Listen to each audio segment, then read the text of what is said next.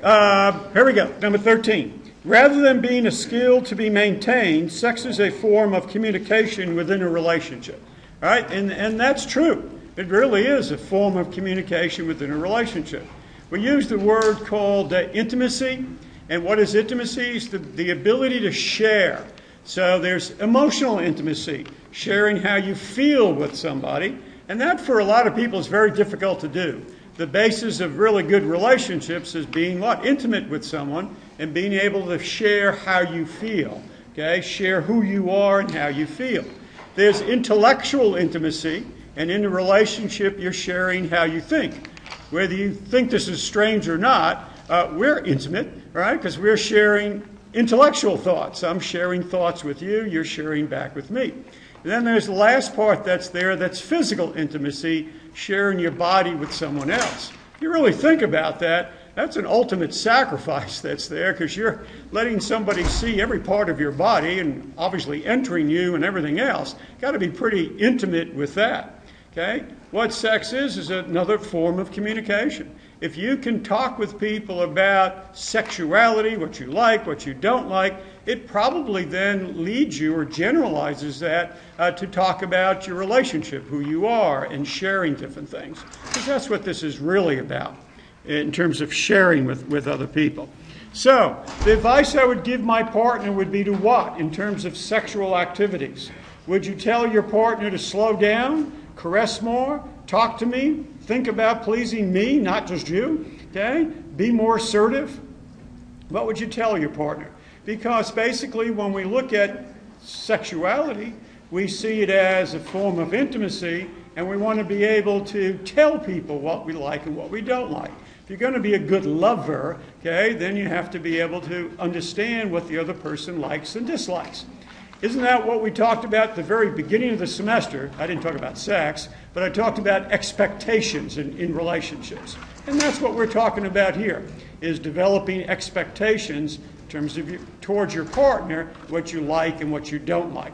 Too many times, those of you who have had sexual experiences, if you've been with one person for a long time, then you begin to think, oh, this person must like what the other person liked, and that's just not true. It's just not true. Everybody's a little bit different. So what we're trying to do is communicate with other people and tell them what we like and what we dislike. So what do we have? We got a little bit of everything, right? Because we're all very, very different. Let's see if we can figure out what the men say and what the women say. Think there might be a difference? No? All right, there's what the men say. They're telling women, okay, or their partners to be more assertive. That's pretty typical, right? In that way? Oh, yeah. I don't see a lot of guys saying, talk to me more, but okay, we got 18% on that one. And then the females, yeah, caress me more, probably talk to me. No, not a lot of talking there. All right, caress me more. Think about pleasing me, not just you. All right, which is part of the double standard that's there as well. You know, but don't answer this, okay, but do you talk about this with your partners? I mean, this is what's important to do, okay, because it's a form of communication. We're so uptight in this country about sexuality that we'd rather talk about other things than sexuality. That's there. But if you want to have a good relationship, this can be a good entree into effective communication. All right, we'll go to another one. A mother cannot become pregnant so long as she is nursing her baby. That's false. Somebody said that very quickly, right? That's false. It's kind of like an old wives' tale, though. A lot of times you hear people say, oh, you won't get pregnant as long as you're nursing. It's okay. Basically, what happens is that when you are lactating, okay, I saw a little sign to get you there. When you are lactating, okay, in order to lactate, produce milk, you're producing different hormones. So what's happening, you're interfering really with the release of an egg. So what happens is the chances of you getting pregnant are reduced, but you still can. And that's a big surprise, right? When you have one child, and then 10 months later you have another child. It's too many children, too quickly. I don't like this question. I don't like the answer to number 15. Men who molest or commit other sex offenses against children are very frequently friends of the family or relatives. And that's true. Okay? That's sad, isn't it? But it's true.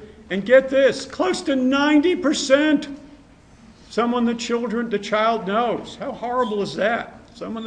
We get so uptight as parents in society about don't let your children out, you never know what's going to happen, don't let them go to the bathrooms on their own. But we really need to be more concerned with people who our children are exposed to. So one of the things we might want to do as parents is we might want to tell our children, look, okay, if anybody touches your breasts, your buttocks, your genitalia, you need to let me know, no matter what they say. Because sometimes these perpetrators, okay, are going to say, oh, it's okay, you'll enjoy this, you like this, I care about you. And they absolutely lie to you. Most children who are abused feel bad about it. They feel ashamed about it, that this was done to them. Children, by the way, are innocent of all of this. But what winds up happening with a lot of children, they blame themselves. It's something that I did. Okay, if this ever happened to you, it's nothing that you did. Okay? You were innocent with this. You were a child. Okay? You didn't have a choice with this. Oh, yes, I did. Well, what winds up happening is that person tells you you did. But they overwhelmed you. You obeyed. Okay? That's there. They're the ones that are wrong, not you in any way. And that's very important to remember for yourself. But these are the people that are wrong. All right. I don't want to spend too much time on that. 16. Douching is one of the adequate and satisfactory methods of contraception. Hopefully you're saying false, right? Thank you. Here's a gross statement. I told you once before that I used to do workshops in, 13 to 16-year-olds. And by the way, a lot of these workshops, their parents were there as well, which I thought was good.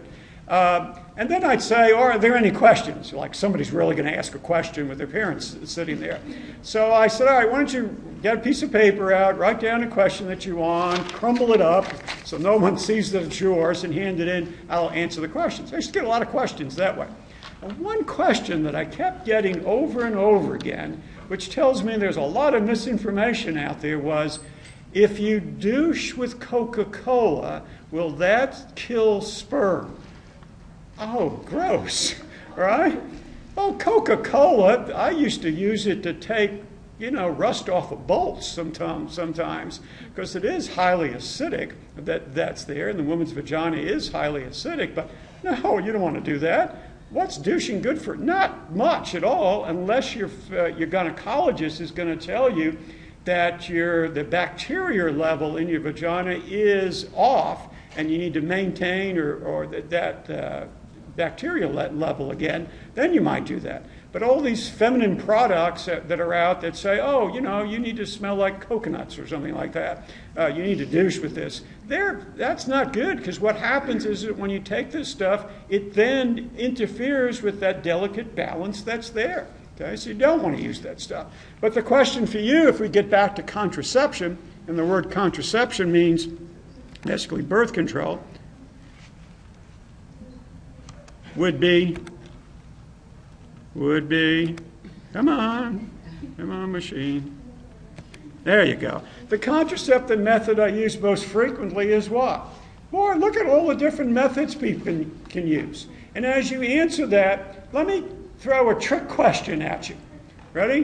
What is the number one method, okay, used in the United States today by couples, okay, who can get pregnant, who are of the age that can get pregnant? What is the most popular method used in the United States?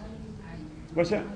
An IUD. No, but IUDs are becoming much more popular in the United States. They weren't for years, okay? But you know what an IUD is? An intrauterine device? What it is, it's, how can I say it, a little gadget, but, okay? It's like this, if you can do this, and then there's a little copper wires at the end of it. And what it does, it sits up, it's implanted by a physician, and it sits in your uterus, okay? And what it does, through the copper ions functioning, but it also doesn't allow a fertilized egg to become implanted in the wall. Okay? So it doesn't allow a fertilized egg to become planted in a wall. At one time, they used to give it just to women who've had children before, but now they're giving it to anybody because they find it is highly successful and the side effects aren't as great as they once were. But what's another one? Most popular method? Birth control pill. Actually, the birth control pill is the most popular method for people who someday want to have children and are probably under the age of 35 or so. Okay? But there's another method that's out there. And you're going to be surprised when I answer this because you might want to go home and ask your parents if they've ever had this done. And that is sterilization. Is the most popular method used by people who can still get pregnant. If that's the most popular method, that means there's a lot of people out there who finished their child years that are there who chose to be sterilized. What's sterilization? For a man, it's called a vasectomy. And it's usually, when I explain this, a lot of guys cross their legs. Okay? What happens, it's done in a urologist's office. And what they do on a local anesthesia, they're going to go in. Actually, what they usually do is just give you some relaxer. That's all they use. And they go in through the scrotal sac. So they make a little cut in the scrotal sac. And then they go in and they cut the vas deferens. The vas deferens is the tube that is connected to each one of the testicles. The vas deferens then is connected, okay, to the seminal vesicles and the prostate gland. So when a man ejaculates, what happens, the sperm comes from the testicles, goes into the vas deferens, connects with the semen, which is being produced in the seminal vesicles and the prostate gland, then goes through the urethra and out. So when you sever the vas deferens, what's happening is that the sperm is still being produced in the man's testicles, but it doesn't meet with the rest of the semen. So when the man ejaculates, there's no sperm in there. They usually use these little clamps, okay, to clamp off the vas deferens. And they use clamps nowadays just in case if the man changes his mind and it's easier to go back in, take the clamps off and resuture, okay, that way. For a woman, it's called a tubal ligation. A little more difficult surgery that's there. What they're doing there is either going in through the vaginal opening and up through the uterus to the tubes. Sometimes they make a bikini cut as well. And they go in that way and they sever the tubes. The tubes are just like the vas deferens, okay? The tubes are connected to the ovaries, right? So it's the ovaries, which are connected to the fallopian tubes, which are then connected to the uterus. Cut the tubes that are there, eggs are still being produced, but they can't get into the tubes, and therefore then the sperm, when they come up, they can't meet the egg. Tubal ligation, that's there. Nowadays, there are more men who have vasectomies than there are females who have tubal ligation, just because it can be reversed and it's a less dangerous operation that's there. But your answers are 6. Sure, condoms. That's the most common method. A lot of you use the birth control pill as well. The birth control ideal rate of success is like 99%, ideally. It really works. But, okay, the actual rate is only in the 80s somewhere. Why? Because people don't use it properly. Because a lot of times you take a pill, you forget it the next day, and you say, oh, okay, I'll take 2. A lot of gynecologists say, okay. Then you miss 2 days in a row and you take 3, and a lot of gynecologists say, no. You don't want to do that. Some people say, okay, but if I miss 3 in a row, can I take 4? Now you get yourself into trouble with that. The other thing that people don't realize, depending upon the birth control pills that you're on, okay, some antibiotics will interfere with that and render them ineffective, and then you get a nice surprise as well. What does the pill do? It mimics pregnancy, right? It tells your body, I'm pregnant, I'm pregnant, I'm pregnant, I'm pregnant. Okay? And that's what your body's being told. There's some research that talks about if you've been on the pill for 10, 15 years, you get off, you may have a delayed pregnancy rates that are there, particularly the older you get. Other gynecologists tell you, stay on for a while, get off for a month, use something else for 2 months until the pill can work. The big one, though, is condoms, right? A lot of people use condoms. Condoms are always good for sexually transmitted diseases as well, in terms of protection. But condoms are good if you use it with another method in conjunction with. By themselves, sometimes there's failure rates with that. Guys, you don't carry around a condom in your wallet just in case you get lucky sometime and can use it. And that condom has been in your wallet for 3 years or something like that, all right? You don't keep them in your glove compartment, okay, because they get too warm, okay? 2, you want to spend a little money and go to, what's the name of those stores? Condoms to Go, or whatever it is, Condom Sense or something. When you go there, you can buy different sizes and colors and all kinds of different things, but you want to get one that at least has a receptacle at the end of it, all right? A receptacle on the end of it, because that's where you want the semen to pool. Now, when you put it on, okay, you want to put it on when you're erect. You don't want to put it on before you go out at night, just in case, because, you know, you don't want to say, time out, I need to go put this on and ruin the mood that's there. So you put it on when you're erect. You want to make sure it only rolls on one way, right? So it doesn't go on, then you turn it around, it goes on the other way. You put it all the way on, you make sure that the end of it is at the base of the penis, the receptacle's there. Have intercourse. Now here's the part where people make mistakes. Once you ejaculate, okay, into the condom, you should probably take your hand, put it at the end of the penis where the condom is, and pull out that way. Okay? What winds up happening, you ejaculate, it's like, oh, this is wonderful, this is great, and you're hugging and stuff, and then you begin to become flaccid. You begin to lose your erection. Well, you put that on when the penis was engorged. So what winds up happening as you lose your erection, that little condom could start slipping off. Right? Start slipping off. Sometimes it can be left within the woman. Ooh, okay? Or 2, as it slips off, remember those sperm in there, they have only one thing in their minds. Not that they have a mind. Okay? But they want to fertilize an egg. So what could happen, you could get 1,000, 2,000 sperm coming out as it begins to slip off, and it's no longer that tight. Not good, right? Now, what are the odds of 1,000, 2,000? They're pretty slight, but you don't want any odds whatsoever. So you just have to be careful with that. Some people say number 7, the withdrawal method, that's not a very good method either. Okay, because what winds up happening is that the man's going to ejaculate, and hopefully ejaculates nowhere near the woman's vagina, just, you know, somewhere else. Okay, don't go near there. Let me tell you what else happens, though. Within the man's anatomy, there's something called the Cowper's gland, C-O-W-P-E-R-S. So if a man has sex, he ejaculates outside of the woman, right? This is called coitus interruptus, right? It ejaculates outside, gets a feeling, right? He's going to ejaculate outside the woman, caressing, kissing, then you're ready to go a second time, enters the woman a second time.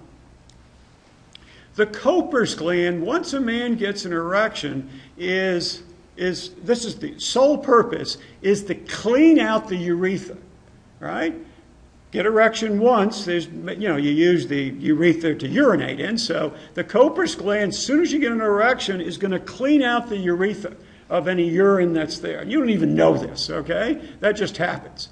So you just ejaculated, you still may have somewhat semen and sperm within the urethra that's there, get erection again, you're now inside the woman again, here comes the Cowper's gland, cleans out whatever's left in the urethra, boom, here's another couple of thousand sperm that could be inside you.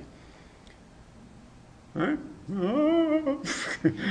Those who use that method, right? I guess don't have it a second time. Or the most important thing is what? Get up and clean yourself.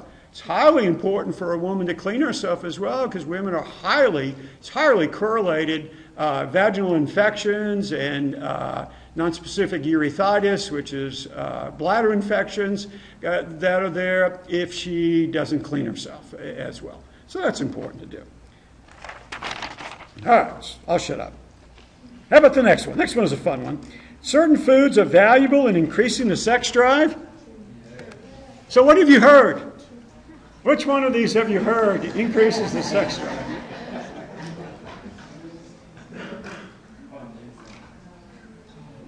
Green M&Ms? Did you ever hear that? No? Let's see what you heard, then I'll give you the answer.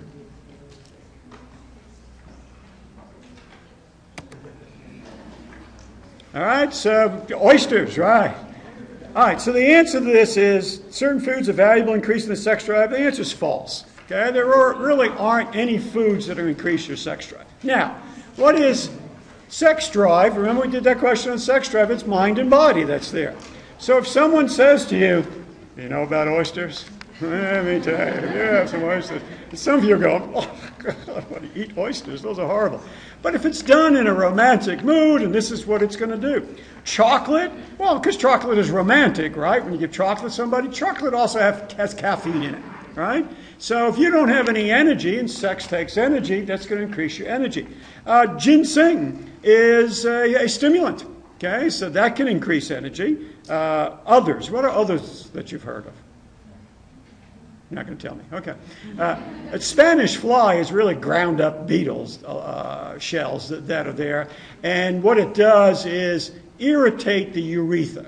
Okay. Now, I don't know how an irritating, itchy urethra correlates with sexual drive. I would think that would be uncomfortable. Okay. But some people have said that over the years. What about the opposite of this? Oh, by the way, there's only one substance that you can take that will increase sex drive, and that's testosterone. Okay? Testosterone, when given to a man, will increase his sex drive. Sometimes you hear those commercials about that.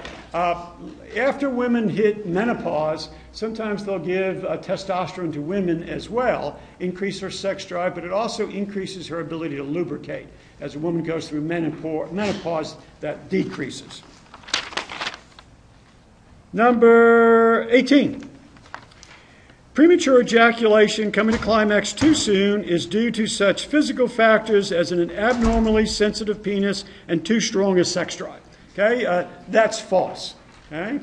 Now, granted, if you haven't had sex for a while and then you're having sex after X amount of time, sure, man may ejaculate very quickly. However, if he's having sex again the next day, the next week, usually that's going to diminish that's there. What premature ejaculation really is a conditioned behavior. It's learned. It's a conditioned behavior.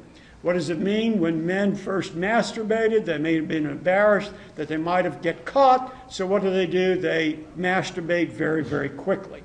Or what happens is the first time, second, third, fourth, they're with somebody. They may be in the living room of their girlfriend's house or something like that. It's like, hurry up before we get caught. And what happens is they teach themselves, condition, respond to ejaculate too quickly. At the end of the chapter, Masters and Johnson talks about, once again, they're the premier people with the research, how to treat this. If it's a behavioral problem, what you use is counter conditioning. And Masters and Johnson claim about a 90-and-something% success rate. Just like any other habit, it's a change of habits that's there. Pictures of nude men are sexually exciting to most women? Women? Yes? What most sexually excites me is what? Partial nudity, paying attention to me, emotional closeness, or physical features. I wonder if there's a difference between men and women. The answer to this one, by the way, is false, okay? Most women aren't that interested. Now, I put this up here because the evolutionary psychologists say there is a difference between men and women. There is a difference between men and women. And I'll see if that'll come up in this class. Evolutionary psychologists say that what winds up happening is that from an evolutionary point, that's there. Physical features excite you. We won't ask what physical features, but that does. From an evolutionary standpoint, men's brains respond more to visual stimuli than women do. Okay? By the way, you guys, I'm going to give you a break here for a second. Okay? They respond to more visual stimuli. Going back to the days when men were the hunters and had to go out. And so when we were out hunting, Okay? You had to make sure your brain was pretty wired to see any little differences. Animals that are camouflaged, quick movements that are there, and we developed that part of our brain to be very visually acute. We also, when we went out hunting, okay, is that you don't talk a lot when you're hunting. You can't say, hey, look, there's a deer over there. The deer would run away. So basically you communicate with grunts and gestures like that. The evolutionary psychologists say basically that's why we don't talk a lot, because we've been doing that for years. We are also hunters, so when we go out and shop, we don't shop, we hunt. We walk into a department store and say, I want that. Grab it, go. Done. Where women were gatherers, so they're going to go out and look at the fruits. Okay? Oh, you think this one's ripe? I don't know. You think this one's ripe? I don't know. Oh, I like that necklace you have on. Is that the sack you have to put your fruit in? Oh, that's a really nice sack. Okay. And what they wind up doing is learning to shop and learning more tactile responses and responses to smell and taste. That's there. We'll see if you people fit.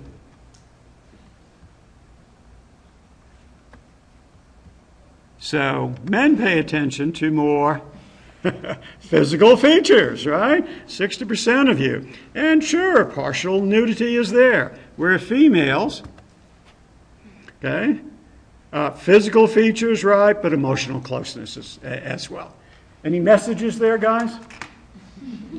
By the way, if your girlfriend, wife ever catches you in a restaurant somewhere or a bar looking at other women, now you can say, well, Dr. Link said it's just part of my brain that makes me do that. Women generally are showing more interest in sex than they did previously and are more assertive in their sexual behavior than before. And that's true.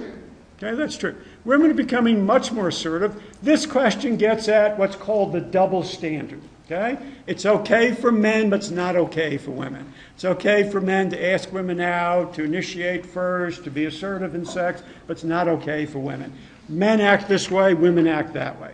Okay? In the United States, okay, I know we have mixing of cultures, but in the United States, we see women becoming much more assertive over the years and reducing that double standard. Some of you come from cultures where the double standard's still pretty high. That's there.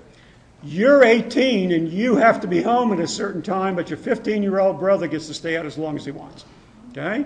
Because why? Because you got to take care of girls, because you never know what's going to happen to them, but men can take care of themselves. You got the lecture on birth control, your brother did not. Okay? And some cultures are still that way. That's a double standard that's there. Men can enjoy sex, women better not. We'll call them names if they do. Okay? Which is a double standard that's there. That's not right. Where am I? 21. Sexual intercourse before marriage is condemned by most religious and moral systems of the world. Well, what do you think? Whoops, I need it.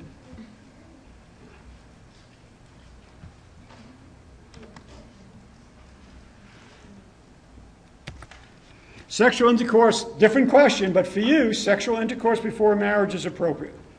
What's your answer? Now, the answer to this one, sexual intercourse before marriage is condemned by most religious and moral systems of the world, is false. It's not interesting, it's false. Now, we are all part of some of the major religions, and a lot of the major religions, Christianity, Islam, is basically going to say no to that. That's part of the teachings that are there. But if we look at other religions, and particularly social systems, that's the catch, social systems, there are some countries, like a lot of the Scandinavian countries, when they teach sex education, they teach, yes, about fertilization, sexually transmitted diseases, birth control, but they also talk about pleasing, okay, and how to please a partner that's there. Can you see yourself in 8th grade taking a class in the U.S. about that? I don't think so, okay? But that does happen in other cultures. And your answers are about 53% agree with that, 36% neutral, and only about 12% disagree with that statement. And that's a system of your morality. The average frequency of sexual intercourse for 18 to 29-year-olds is 1 to 5 times a week. Okay, true or false? Okay, and the answer to that is true. Okay, now what's the 0.5? I guess you got interrupted, right? And couldn't finish. So, to show you your average frequency sex per week is what? I know this is a personal question. You don't want to answer this, don't answer it.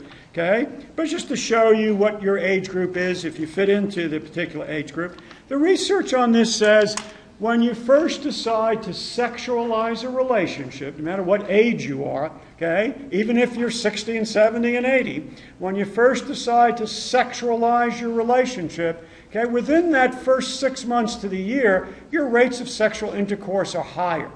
And then as you stay together, those numbers begin to diminish. That's there as you get older.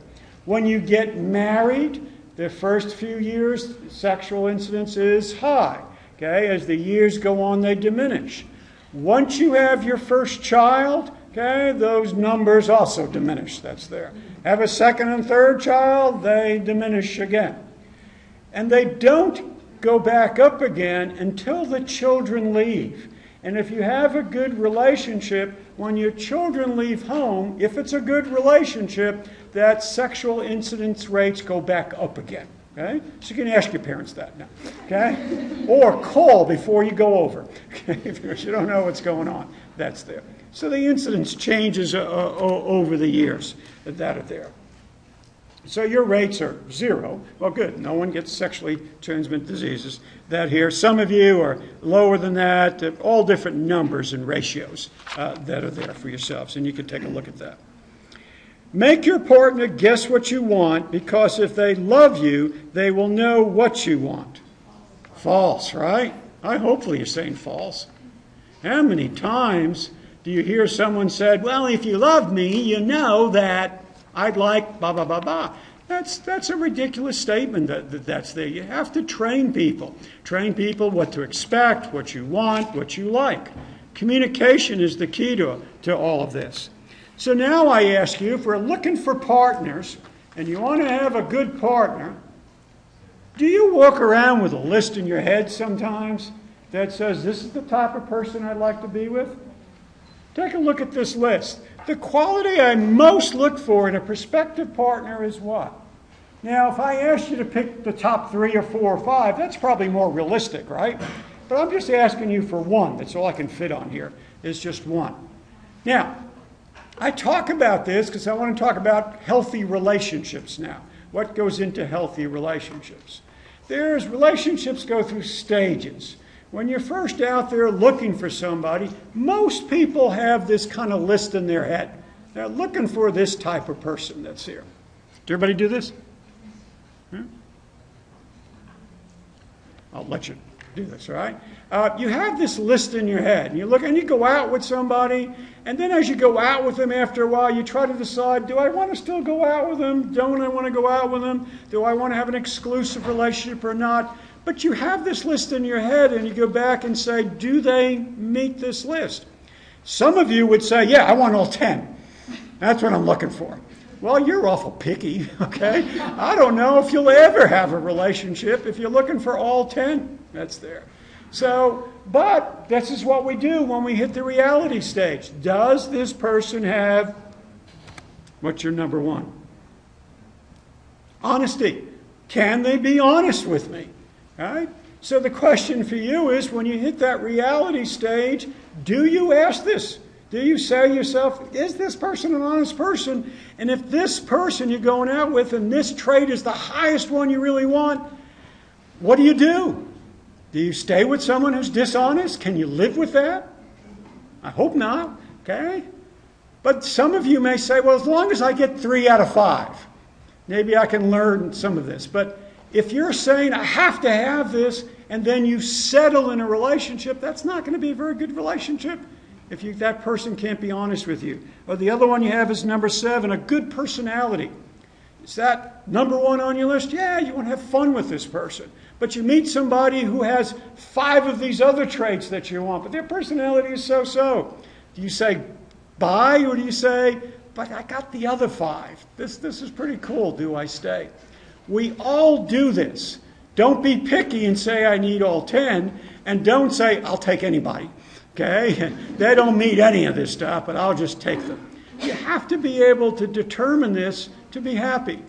Good marriages, by the way, good marriages look at these qualities, you get the most important ones for you, and then sometimes you say, well, I'll deal with this one. Okay, I'll live with this one. But you want to make sure what you're living with isn't that important to you. People change, don't they? You may marry someone and in the beginning they have all this, but as the years go on, it begins to diminish. Then you start saying, do I stay or don't I stay? When I do the chapter on social psychology, we'll talk more about relationships, about divorces, and what goes into good, long-standing relationships. But for now, what we're talking about is if you're in a relationship and you want to make the relationship better, especially if you're in the honeymoon, the excitement phase, get into the reality phase, you've got to learn to communicate. If you don't learn to communicate in the early stages of relationship, you're going to be in trouble. What happens in the early stages, people say, oh, I really don't like what he or she is doing, but I won't say anything because I don't want to rock the boat. Okay? But you got to do that. It's the best time to communicate is in the beginning because everybody's trying to please each other. And you're trying to make things work. You've got to build a foundation. So what are some guidelines for facilitating effective communication? You want to try to eliminate your own defensive-ness. When you're in a relationship for a while and you work through the reality stage, and become committed to that person, it becomes a closed system. Don't worry about the other person. Don't say, I'm not going to do that if they don't do that. Don't do that. If it's a closed system and it's a good, healthy marriage, what happens if you do something, eliminate your defensiveness, that will help the other person to do it because you're modeling that for them. Defensiveness, remember that? Denial, projection, displacement. Try to eliminate your defensiveness. You're not perfect, but you're trying to stop that. Stubbornness. People get so stubborn. I'm not going to change. You've got to change first. Don't be so stubborn. Come on, loosen up. Stubborn about many different things. Talk. And I don't mean going home, okay, we've got to talk for an hour every night. No, it's, talk about different things. Talk about what you like, what you dislike. Talk about the Cowboys. I don't know. Talk about many, many different things. You want to get used to talking about everything. Because then when the issues come up, then you've formed a foundation to talk. You've talked about other things. People don't like talking about issues. Avoid gunny sacking. What does that mean? I got a sack here, and every time I'm upset with something, I'm going to put it in. I'm not going to talk about it. I'm just going to store it up. And then you have these arguments like, this is what, November? You know what? Last January, this is what you said to me. So, and those of you who are very, very detailed and logical and rational, if you don't learn to talk, you gunny sack. You store all this stuff up. And then the person does one thing wrong, and it's just a little thing, and you explode on them, and then you say, you give them the list of everything they did over the last 6 months. I don't get that. Still with me?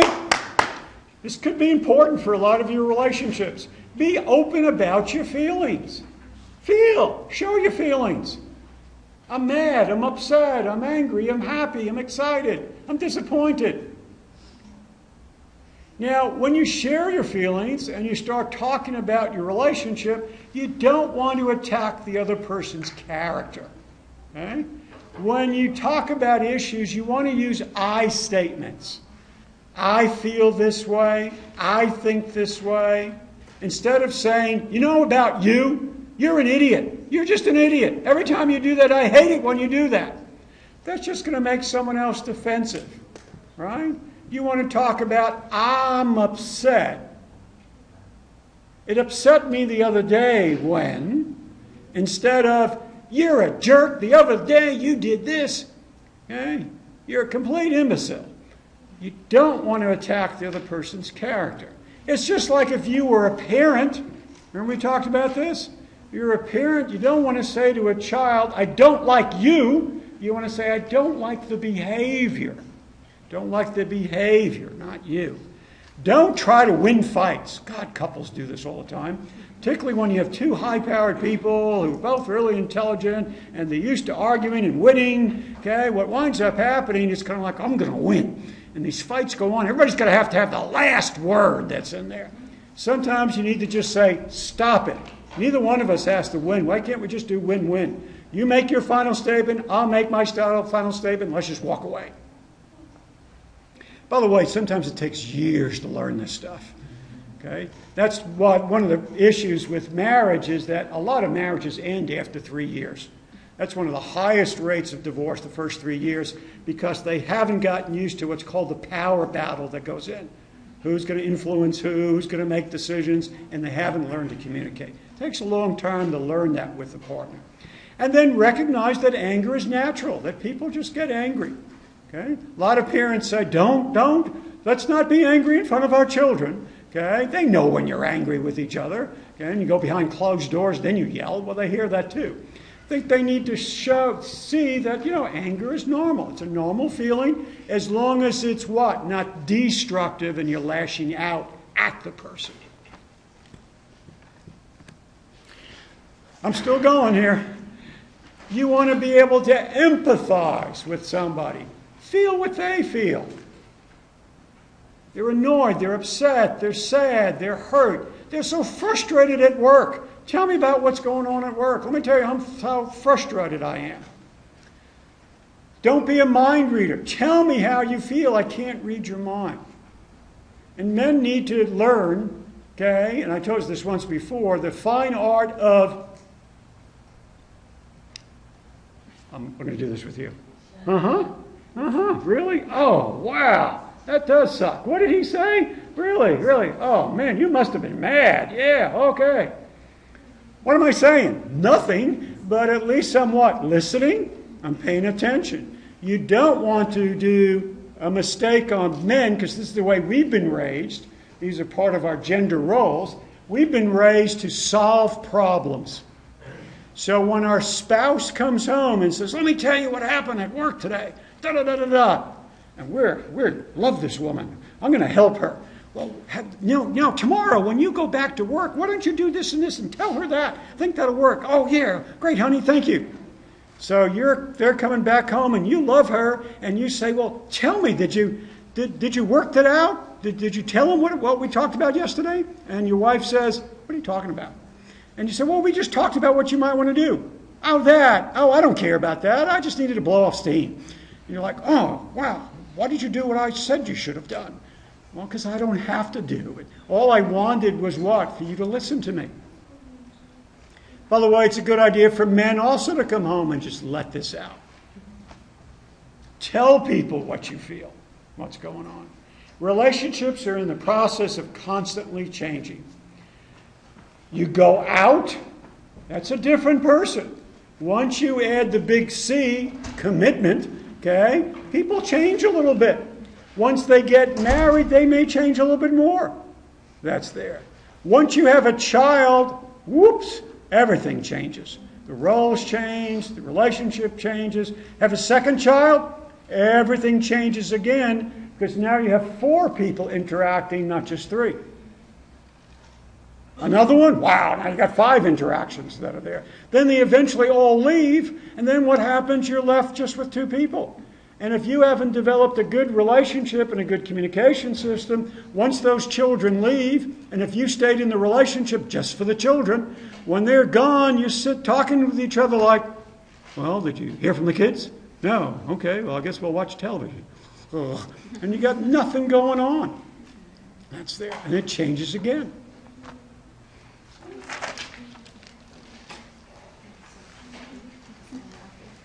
While most males masturbate at one time or another during their lives, very few females do. And that's false.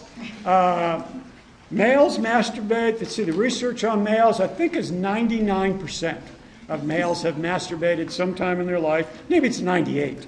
Okay, percent. And probably the other 2% probably lied on the survey. Okay? But for females, the number is lower, and it looks like there's an age difference. It looks like women over about 45, the numbers are lower, but women under 45, the numbers are higher. Okay? Why? Because they're more comfortable with their body, and part of this double standard has been reduced over the years. Trick question. 95% of the people in the United States have herpes. That's true. Does that shock you? True. By the way, I'm not talking about genital herpes, also called herpes simplex 2. I'm talking about the family of herpes, and herpes is a virus. And in the virus herpes family, there are fever blisters that are in there, shingles, and the big one is chickenpox. Chickenpox is a herpes virus that's there. 95% of the people in the United States have had, what, chickenpox, okay? So, but let's talk about sexually transmitted diseases. This is right out of your textbook that's there. It's a rough world out there. Here's a statistic that I'm not proud of. Dallas County has some of the highest rates of sexually transmitted diseases in the United States. Okay, us. We used to think that gonorrhea, at one time we thought, and syphilis especially, syphilis was pretty close to being eradicated. Numbers were real small. In the last 15 years, the numbers have gone back up again. Same thing with gonorrhea. So here are all different types of sexually transmitted diseases, male symptoms, female symptoms, prevention, condom, okay, and then treatments for some of these. We do know that when we talk about herpes, okay, that we realize that there really isn't a treatment to get rid of it, because you live with it for life, because it's a virus that's there, but there are ointments, salves, and pills that reduce the outbreak of it. You do know that if you have an outbreak of herpes, what happens is that's when the probability is you'll give it to your partner. So long as you are watching yourself, you probably will never give it to your partner. Although I have read that there's a new strain that they just discovered about 5 years ago that you could give to somebody even if you're not visible and showing. That's a little scary. Okay, but all of these different aspects. Highly correlated, sexually transmitted diseases are highly correlated with pelvic inflammatory disease on the very bottom that's there. Right? We do know that cervical cancer is highly correlated with genital warts that are there. So we need to be careful, right? Need to be careful. And once again, in terms of AIDS, get both people tested to see if AIDS or not, but also get tested to see if you have sexually transmitted diseases as well. Or be careful. Look, sounds gross, but you never know. Most parents in the U.S. favor sex education in the schools? What do you think? What do you think? Sex education should be taught in the schools?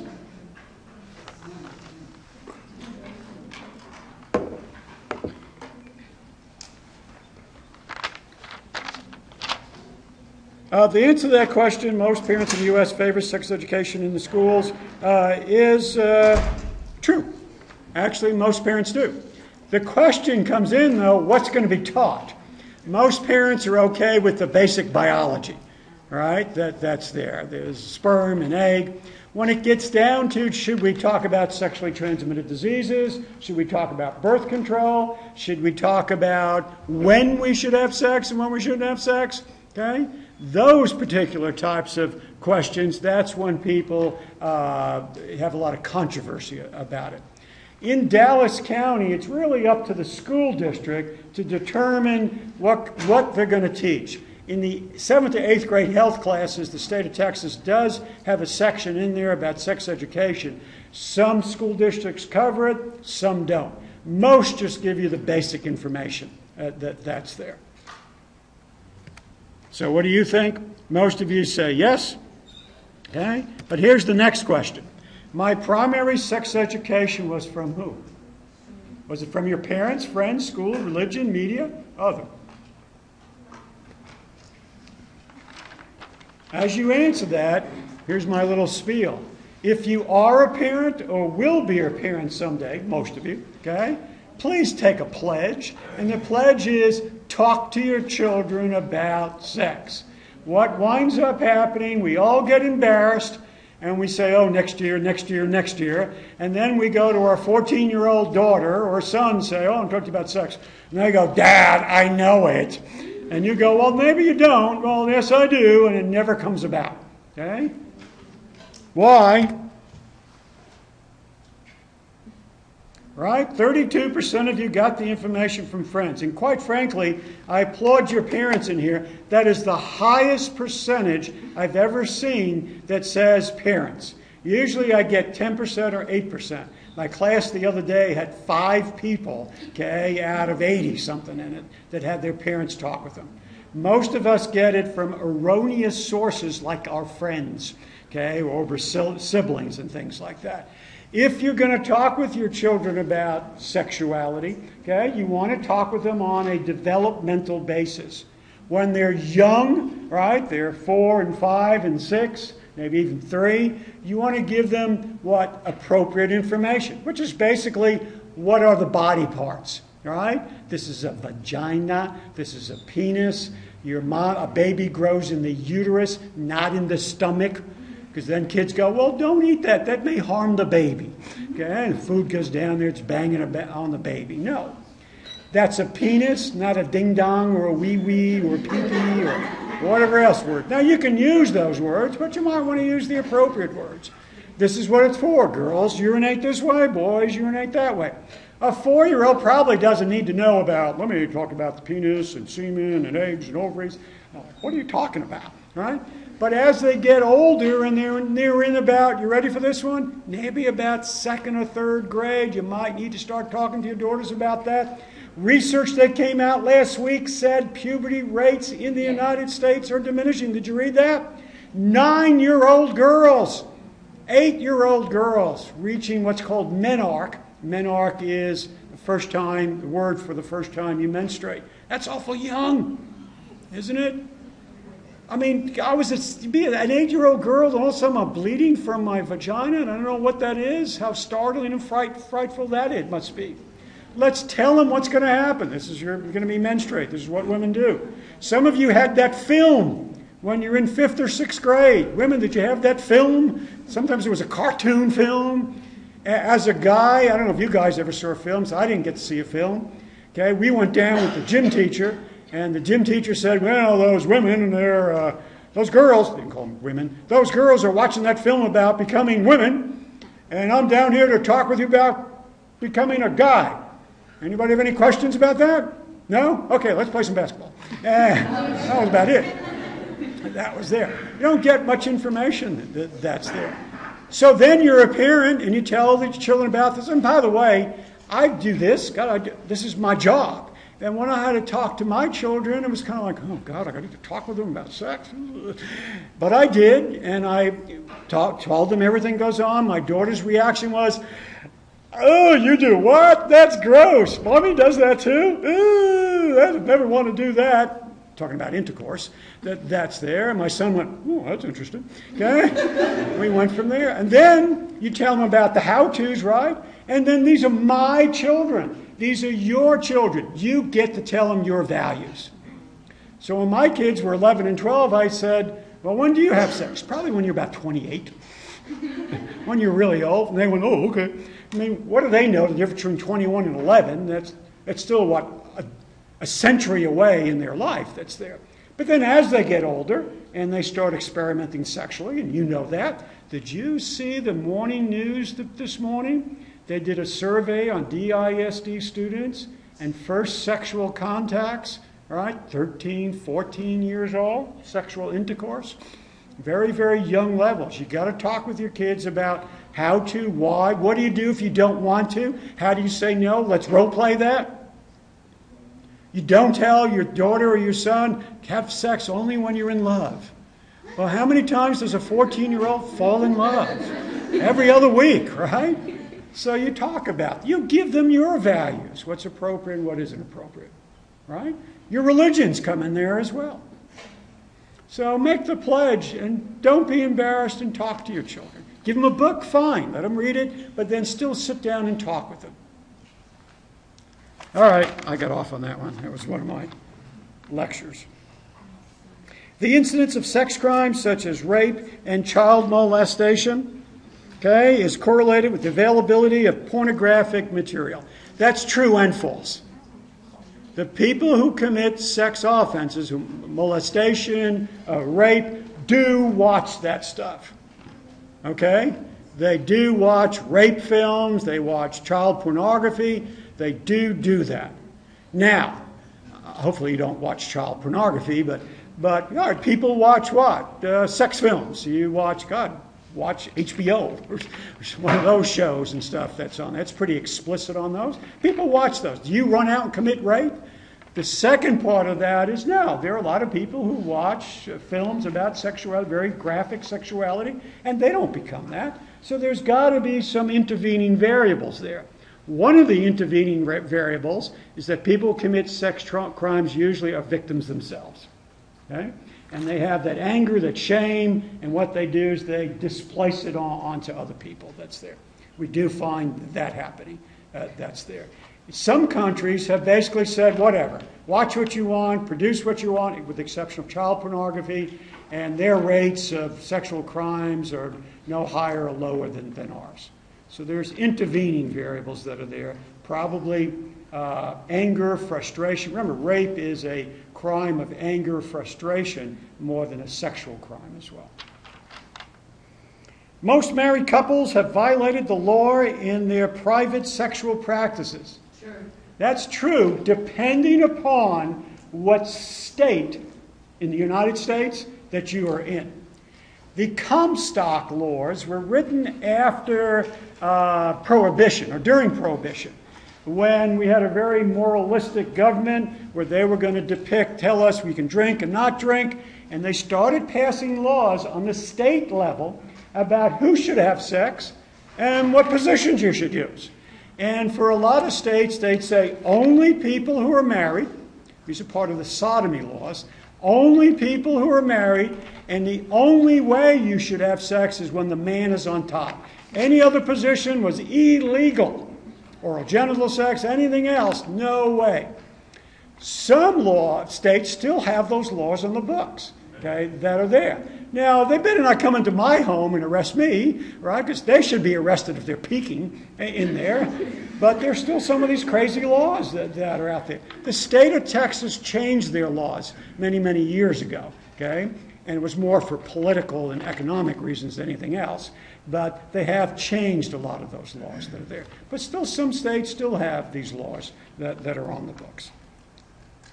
Androgyny is an individual who possesses both male and female genitalia. That's false, okay? That's false. Androgyny is a term we use that says raising your children with the best of male and female sexual stereotypes, okay? Someone who has both genitalia, okay, male and female, born that way, is called a hermaphrodite. And there's a true hermaphrodite and pseudo-hermaphrodites. How does this happen? Well, when you were born with what? Your double X or XY, right? You're genetically male or genetically female. In the beginning, there's what's called an undifferentiated sex button. An undifferentiated sex button. Okay? Female X, male and female. And about 6 weeks after conception, the male brain is going to release androgens. Androgens are male hormones to sexualize that button that's up there. So as the button gets sexualized from the male hormones, because really men and women aren't that much different. What happens, there's the vaginal, where am I? Getting lost there. Okay? Well, it's kind of hard to see in that because it's a sex button. Undifferentiated sex. What happens for the male is that the vaginal opening closes up. The urethra in the female is what? It's up high. For the man, what happens? It's up high. The vaginal opening closes up. The rich nerve endings at the man's head of the penis, very similar to what? The women's clitoris. Women's clitoris, the woman's urethra is right there. For a man, it closes up. Rich nerve endings, the head of the man's penis, the urethra is there. closes completely up, becomes elongated. The testicles stay on the outside, part of the testicle sac that's there, scrotum sac. For a female, those two items are not testicles, but what they're ovaries and come inside. So for a male, the sex button closes up, becomes elongated. For the female, it opens up and becomes internal. Really, we're not that different. However, if the developing male is not going to release androgen after the first 6 weeks, that button is not going to be sexualized. So what winds up happening, then all of a sudden androgen is released, let's say 2 months or 3 months after conception. It's not enough time for all that to close up. So sometimes you have boys born with, a small head of a penis and a slight vaginal opening, and testicles are atrophied and there's no ovaries either, depending upon if it's a true hermaphrodite or a pseudo-hermaphrodite that's there. That's kind of strange, right? But that's very, very minor. That doesn't happen very often. What usually happens if they find somebody born that way, they usually ask the parents what you want to do.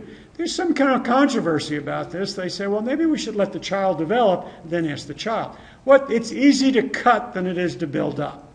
So what they do is they cut the head of the penis, they recirculate the urethra, enlarging the vaginal opening that's there. And then when the child is around 7, 8, 9 years old, they give female hormones to develop breasts, small breasts that are there, maintain that the vagina is still open with the female hormones as well. So they are raised as females, raised as females, and then they can have sex and everything else as a female. Later on, they have additional surgeries to open up the vagina. Hermaphrodites. Now, what we also want to talk about, though, is the system of androgyny. There are 3 key terms you need to know. One is called gender identity. Gender identity is the feeling you have about yourself, about your gender. When you wake up in the morning, you say, I'm a female, I'm a male. When you were a young child, you said, I'm a boy. And you felt that way. That was your internal feelings. That's called your gender identity. There are some people, who from the moment they were born feel that they are a female. They have a male body, but they identify with females. Those people, if that progresses throughout their lives, may become transsexuals, transgender, and may have sex change operations. By the way, one doesn't wake up one morning and say, gee, I'd like a sex change operation. Very expensive, dangerous to have that done. You have to go through a lot of psychological counseling before it's done, before anybody will do this. So it's not just this one thought one has. Now that's gender identity, how you feel about yourself. Sex role identity is what the culture you live in taught you about what a boy does or what a girl does. I'm a boy and this is what boys do. I'm a girl, this is what girls do. Right? And that is taught by the cultures. So, sex role stereotyping. Men are strong, logical, rational, unemotional, never ask for directions, always right. Females, sex role stereotyping. I'm saying stereotyping. Don't throw things at me. They're sensitive, emotional, weak, can't drive, illogical, sex role stereotyping, right? I'm not saying either one of those are true. When you are raising children, you're the one that's teaching these gender roles, you and the culture and the society. You go to a hospital, they don't have pink blankets and blue blankets anymore, but they do have pink name cards and blue name cards. And then if you see people pick up their babies, the way we interact with the genders is different. A dad with his little girl, right? There's the basic reflex, the baby will grab your fingers like this. And you sit and go, look at my baby girl. She's so sweet. She's holding her daddy's hand. Oh, isn't that cute? Love you, love you, love you. You're so cute. Boy. Oh, big boy. Grabs my hand. Boy, are you going to be a strong little guy, aren't you? By the way, babies react to one, tilts of the head. Remember, they're breastfeeding right here. They like that. They look at eyes. But they also react to high-pitched voices. Okay? My sweet little girl. My big boy. Oh. The baby boys are like, who is that guy? I'll push him away. Give me my mommy. My mommy is better. That's there. We do that. Then what do? We bring them home and we have boy rooms and girl rooms. And we buy them toys for boys and toys for girls. That are there. Okay? Androgyny is trying to raise your child with the best of male and female sexual stereotyping. So I raise a child who's strong, emotional, logical, irrational, sensitive, and can drive and ask for directions. Okay? So it's a little bit of everything that's there. Trying to raise a child that way. I hope you do this. There are problems this way because in different cultures they have very strict sex role identity. This is what women do, period. These are the jobs you have. This is the way you act. These are the clothes that you wear. All right? Okay? Very, very strict in different cultures that are there. Very narrow that's there. In the U.S., we have a tendency to say it's up to you to choose that. But you need to realize that what? Sex role identity is very strong. How does this change? Sometimes it changes by what? Your family. If you were a girl raised and had 3 boys in front of you, or 2 behind you and 2 in front of you, how were you treated? Were you the princess? Well, then maybe your sex role identity was very stereotypical female. Or were you one of the guys and got knocked around pretty good?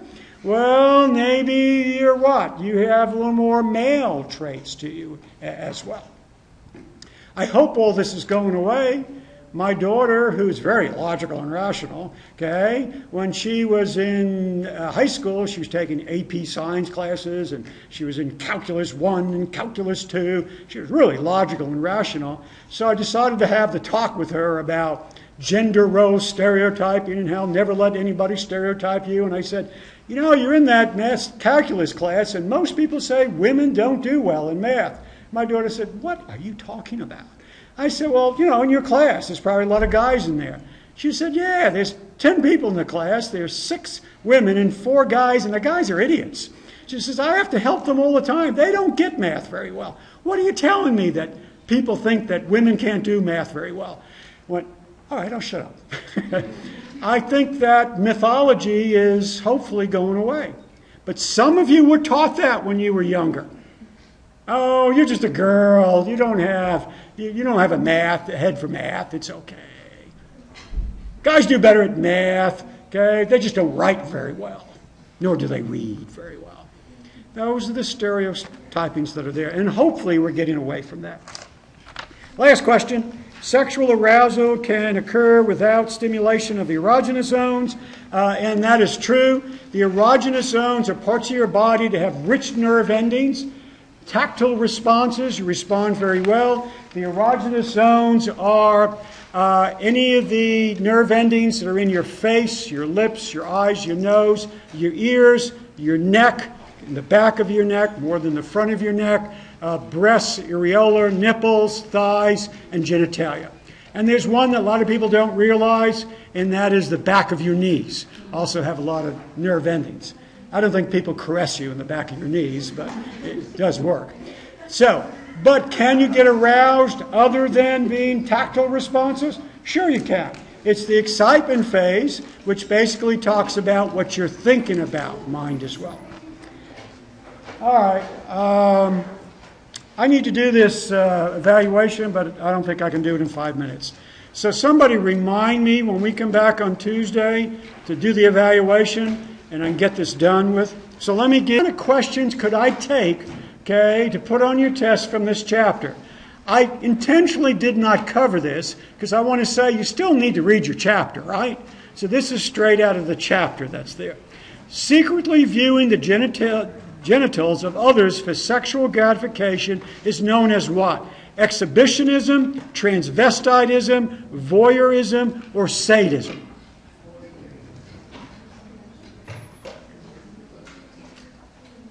Okay. All right, you got this one?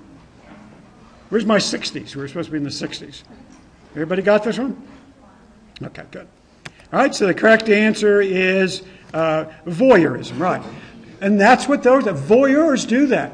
They secretly want to view. By the way, if it's not secret, they don't get turned on.